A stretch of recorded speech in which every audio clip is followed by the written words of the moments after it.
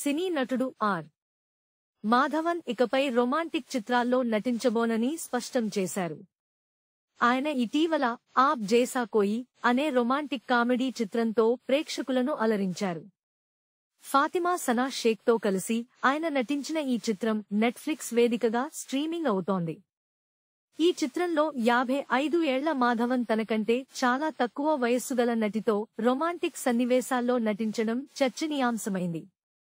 ఈ నేపథ్యంలో ఆయన మాట్లాడుతూ, ఈ సినిమా ప్రారంభించినప్పుడు తాను ఇంకా రొమాంటిక్ చిత్రాల్లో నటించగలననే భావనలో ఉన్నానని, అందుకే ఈ వయస్సులో కూడా అంగీకరించానని మాధవన్ అన్నారు.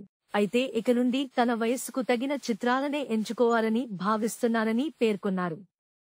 ఇక నుంచి రొమాంటిక్ చిత్రాలను పూర్తిగా వదిలేస్తానేమోనని, చివరి అవకాశంగా ఇలాంటి చిత్రంలో నటించానని ఆర్.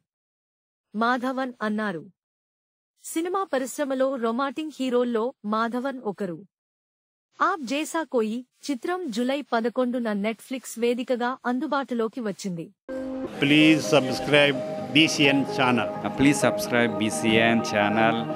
ఇందులో మీకు కావాల్సిన అన్ని రకాల హంగులు ఉంటాయి. Hi, this is MM Sri Lanka. Please subscribe to BCN channel.